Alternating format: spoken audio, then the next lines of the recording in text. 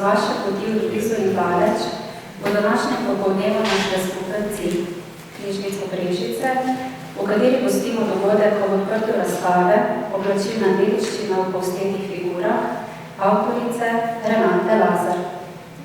Gre za prvi dogodek naše nove sezone prireditvenih dejavnosti za javnost, ki pa bo sooblikoval tudi letošnje dneve narodnih noš in oblačilne dediščine, dneve evropske kulturne dediščine in teden kulturne dediščine ter praznični Brežiški oktober. Dogodkov pozdrav sta spregovorila magistrica Teja Benkoč, direktorica knjižnice Brežice in etnolog dr. Bojan Knific. Izvolite. Lepo pozdravljeni v knjižnici, prostoru, v katerem so dostopne najrazličnejše vsebine za vse družbene skupine in generacije. Smo prostor vseživljenjskega učenja, ki svojim članom in uporabnikom poleg osnovnih dejavnosti nudi in zagotavlja še občutek domačnosti, varnosti in zavedja. Tudi zato nenehno delujemo z namenom postati stalnica v življenju ljudi iz bližnje in daljne skupnosti. Naša srčika je grozdanska zbirka, v kateri hranimo za lokalno območje pomembno gradivo. Zbiramo ga premišljeno in sistematično, skladno s strokovnimi načeli in tradicijo.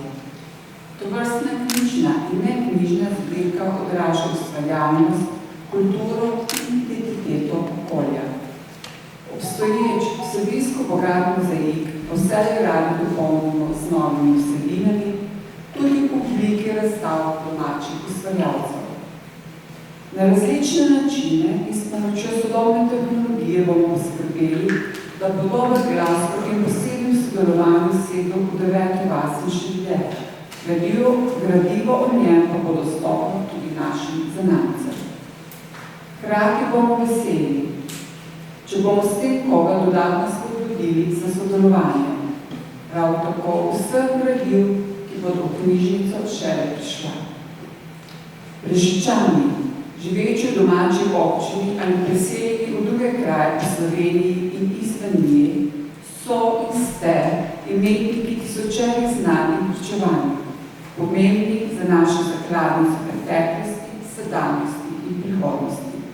Zato prijazno vabljeni k njenemu soustvarjanju.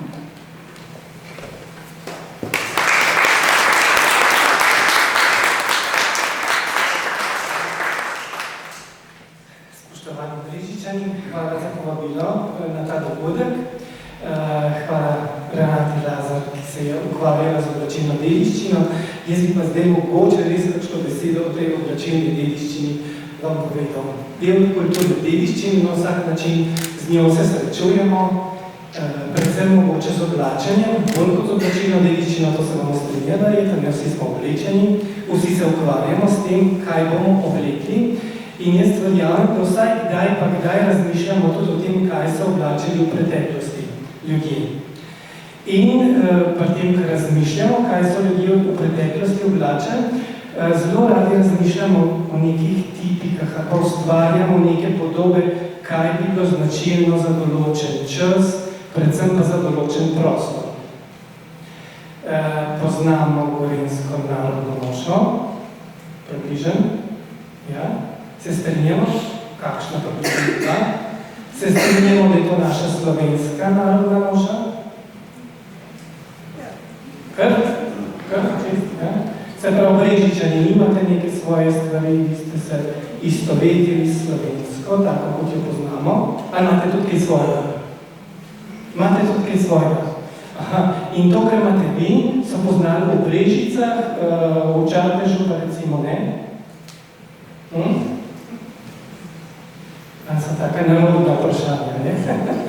Nerodna vprašanja, ki pa so pomembne tudi zaradi te razstave, tudi zaradi tega, s čimer se je Renata ukvarjala, se obadala, se spraševala in iskala rešitve, ki boste potem na razstavi lahko videli. Namreč ljudje se skozi celotno zgodovino oblačimo zelo različno in so se ljudje v preteklosti oblačili zelo različno. V vsakem zgodovinskem obdobju so obstajale razlike. Pa ne samo med tem, kako so se oblačali ljudje v določenih krajih, ampak predvsem znotraj krajev, kako so se oblačali revni, pa bogati, pa najbogatejši, pa kako se je oblačil Nina, pa kako se je oblačil en Grunter. Tukaj so obstajale razlike. Pa potem pomislite, da en kmet se je drugače vlekel zjutraj, pa drugače je vlekel popoldne, pa drugače je vlekel za napolje, pa drugače v štalo, pa drugače za kmaš. A ne? Ja? Logično. In tako kot smo mi zdaj različno oblečeni, tukaj, ne vem, če imamo tako svajico, kaj jaz, pa tudi ne vidim dva, ki bi imela enako mikico, pa enake hlače, vsak ima nekaj drugače.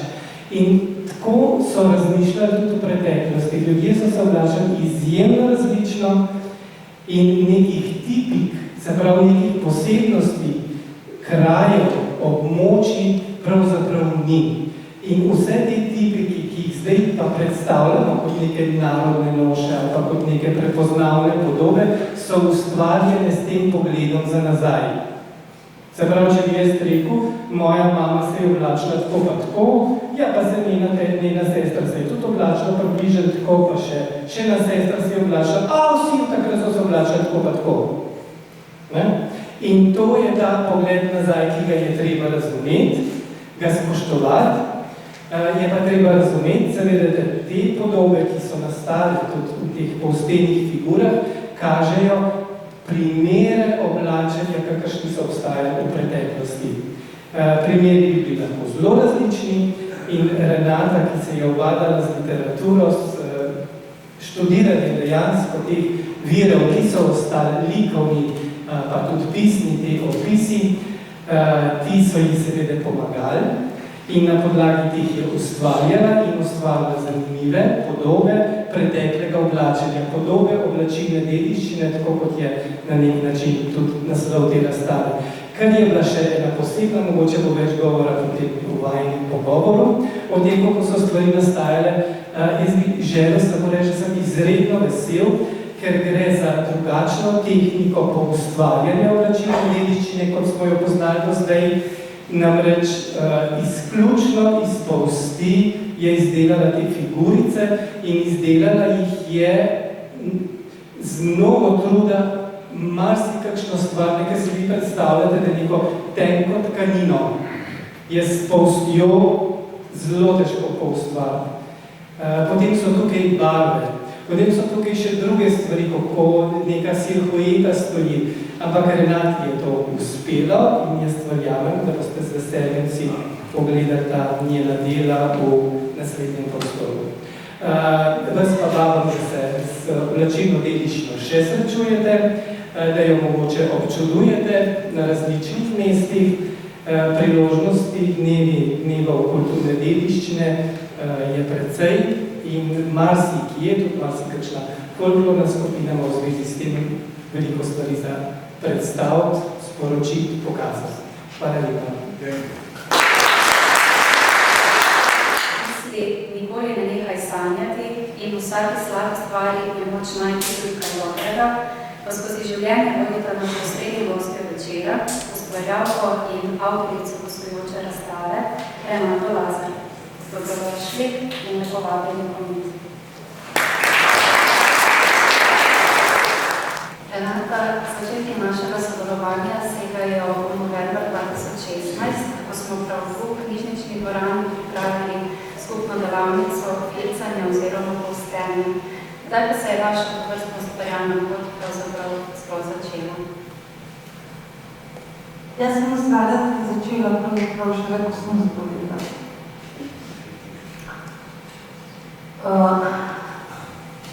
Ko smo bili z mojim superpili na rehabilitaciji, mi je ena naša pokazala na sliki, da ona popusti Nina.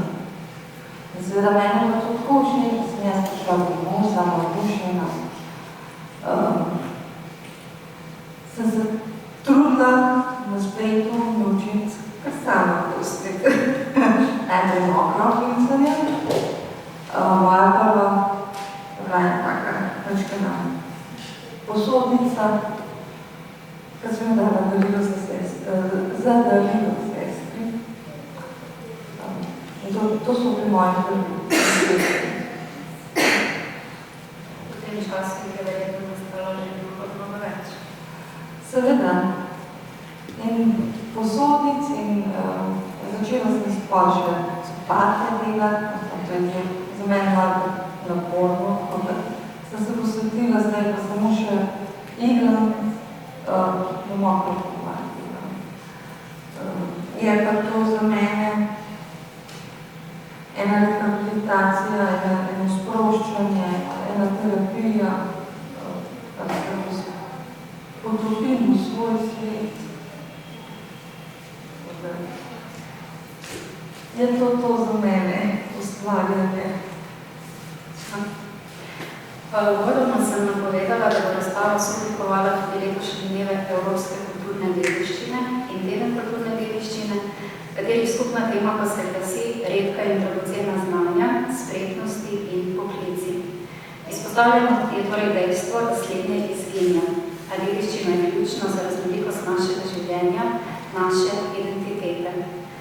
Pa če se vrnemo čisto na začetek, kaj sploh je klicanje oziroma postenje, katere tehnike poznamo, nekaj ste že omenili in pa pač, če nam razkrijete tiste, s katerimi bi največ stvarili. Ja, klicanje je v bistvu ena z najstarejših tehnik pridobivanja tekstila iz volne. Poznamo mokrofilcanje, to je milo, voda, milnica, od začetka veliko božanja. Na koncu to pa se že spusti, pa lahko na bolj podrobo. To milo pa voda povezuje ta vlakno skupaj, da nastane sploh filc, post. Tem je suho filcanje, je pa z igram, ki so različnih oblik, različne debeline, vse pa imajo zanke in te zanke tudi pustijo vlakno skupaj in nastaja post iz tega. No, pri tem gre pa veliko fikanja, tako da če zdaj je jezno, to pomaga fikanje. S katero tehniko pa so narejene figurice na razstavi? Figurice so narejene s suhim postenom, s pikanjem v glavu. Morda veste, koliko vseh v Sloveniji se ukvarja s tovrstno umetnostjo? Ja, zdaj nas kar je nekaj, kar lahko sledim v Facebooku in kar nekaj najdemo. Zdaj, koliko točno pomeni. Več pa vas bolj boste potrdile, da redka in dragocena znanja spretnosti še ne bodo pozabljene. Letos aprila ste se mi po elektronski poti oglasili s predlogom in močno željo po sodelovanju, torej po uresničitvi razstave povstetnih paličkov, oblačilih naših prednikov, katero odprtje je danes. Kako pa je nastala oziroma sploh vzorela ta ideja in zakaj ravno oblačilna dediščina, torej zakaj? Ja, želja po razstavi se crklela že zelo dolgo. Kljub vsem pa je bil to trenutek navdih, ko sem vam pisala, in pa če se reji poslala, se ne bi premislila, pa ti neč ni bilo nazaj.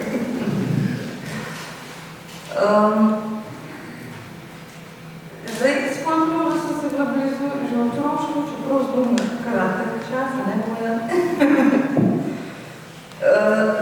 Ampak sem pa vseeno sedlo v srce. Najbližja je pa folklora tudi najbližja z oblačilno dediščino.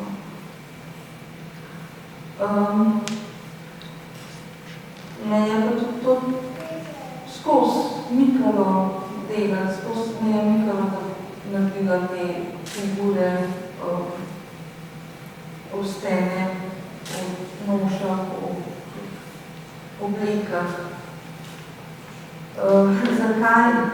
Zato, ker mislim, da mi zelo malo poznamo in premalo spoštujemo našo dediščino. In prav bi bilo, da bi se s tem res več ukvarjali. Sploh se mi zdi, da mlajša generacija pa sploh ne pozna tega, so redki. Zato sem želela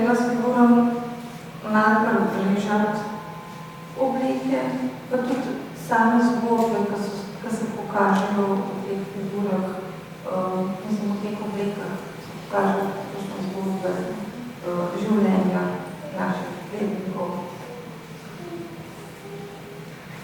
Koliko figur pa se stavlja razstavo in so mogoče vezano na kakšna posebna območja oziroma katera razstava?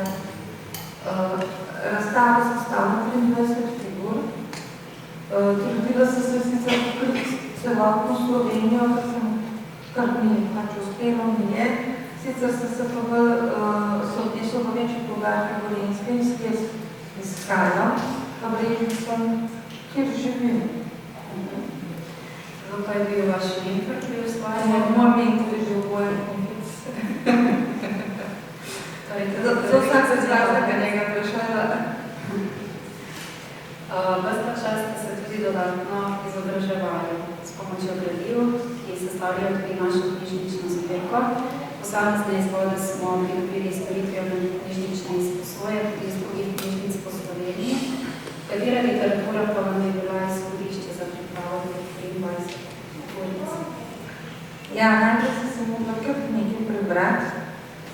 Poslušala sem tudi radijsko oddajo, Kdo smo, noše našega naroda na radiju Ars, RTV Slovenija, kjer je dr. Knific zelo lepo razložil, zakaj in kako so nekje nastal prostor, ki nas predstavlja še danes.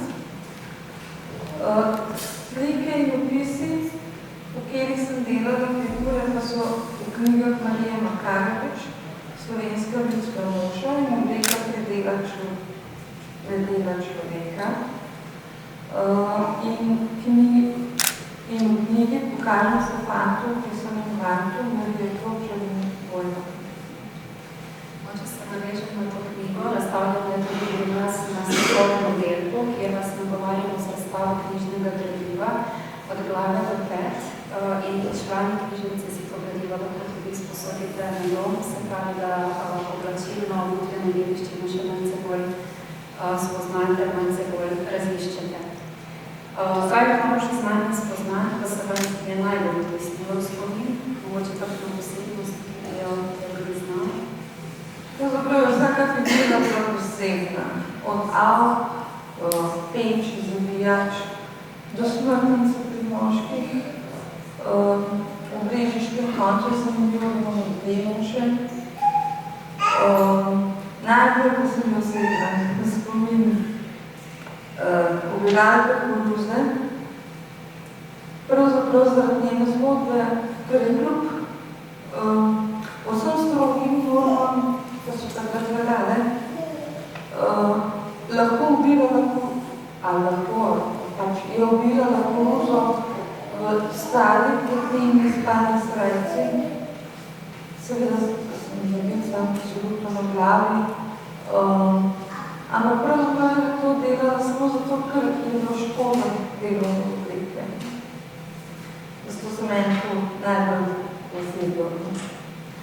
No pa mogoče, če preverjam ta zapis o Miralki Koruze, gre za zapis iz knjige Oblika predela človeka od Lice Marije Makarovič, pa vam dal potem z Renato en izziv, da v pogledu razstave iščete to Miralko Koruze, torej katera figura jo predstavlja. Zapis pa se glasi tako. Kaj zadeva žensko delovno obleko izpred prve svetovne vojne in po njej, je vezano na ustno izročilo oziroma pričevanje. Poleg podatkov, da so si ženske, ki so brale perilo, privezale podpasniki iz domačega platna, je ščitil vodni fir podobe nenavadno oblečene ženske, ki bi dobirane Koruze. Nenavadne zato, ker vemo, da so veljale pred oblačenje stroga, z oblačilno spodobnostjo povezana vaška merila. Pri ubiranju Koruze pa hočeš nočeš zatajila. Koruzo je bilo treba potrgati vsak danje, čeprav vodne delovne obleke je bilo škoda. Preostala je bilo dolga, iz domačega platna sešita spodnja srajca. Ženske so ubirale Koruzo kar v dolgih vodnih srajcah, ki so segale nekako do srede meč in čez. Pokrite so bile z nazaj, pod ali nad cipom zavezano adrco, to je ruto, naprimer z rumeno in črno vzorčesto. Obute so bile ujede, izhodne preje do dva pletene nogavice, pod kolenom podvezane z navadnim trapom, črne visoke čevlje iz navadnega usnja. Pa če ste prej pozorno poslušali, je Renata omenila tudi smrtnico. V bistvu ne gre za figuro, ampak za en poseben del, ki se stavlja, ki je del ene izmed figur. Zapis, ki ga prebrala, je iz knjige Pokažem se fantu v pisanem kvantu, avtorja Marije Klobučar in Bojana Knjigica. Pravi pa tako. Posebna različica kape s cohom na vrtici se je med kmečkim prebivalstvom uveljavila vsaj že v začetku 19. stoletja.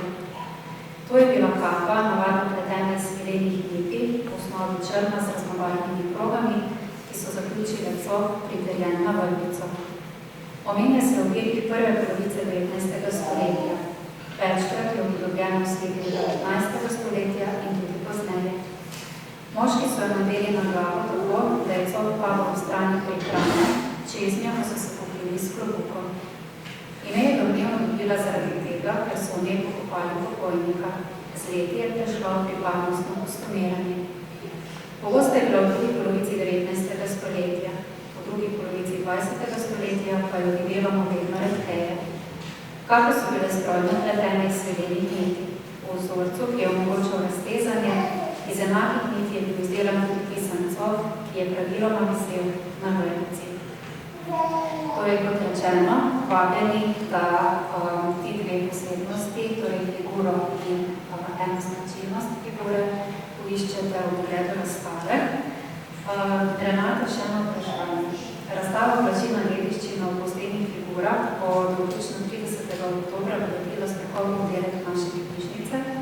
Na ogled bo v odpiranem času knjižnice in hkrati tudi v času prazničnega brežiškega oktobra.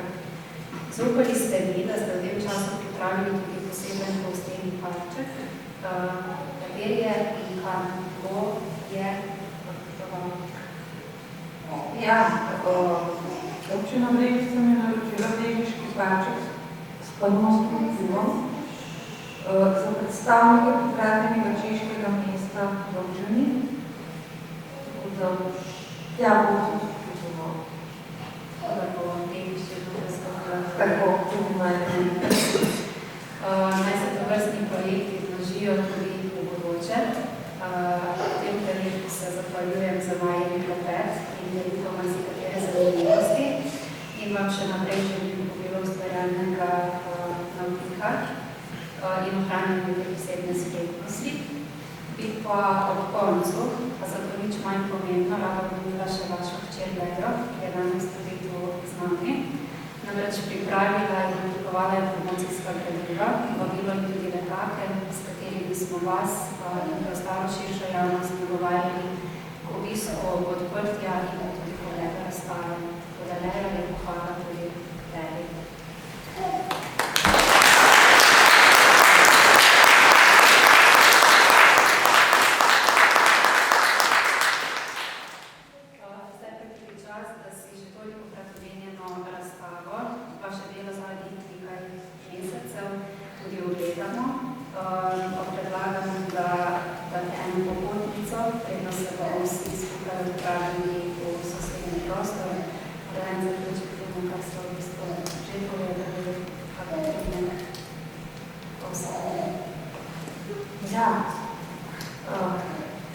Predvsem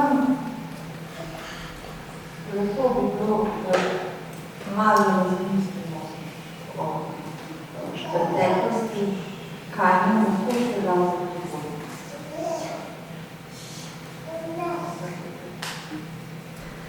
Jaz bi se prišla vsemi na konc, še celo zahvala, da sem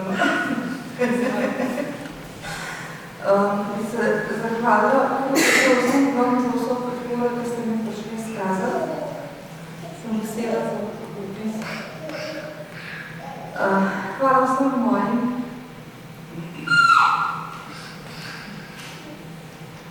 Možem za sodelovanje.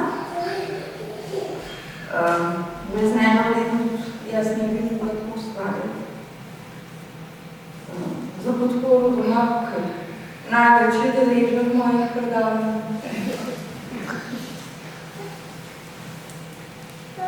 Lej za vso grafično podporo. Hvala. res si naredila za podpisati. Tudi hvala za pomoč pri predstavitvi. Hvala Bojan za spominjstvo in knjižnici, da mi omogočila to razstavo. Moje momenče Fedes Magic World zadoniramo ogromno in donatorju, ki pa ne želi imenovan, tudi njemu hvala. In še vsem, ki ste mi in mi še boste pomagali, da se mi postavili na tako priložnost. Hvala.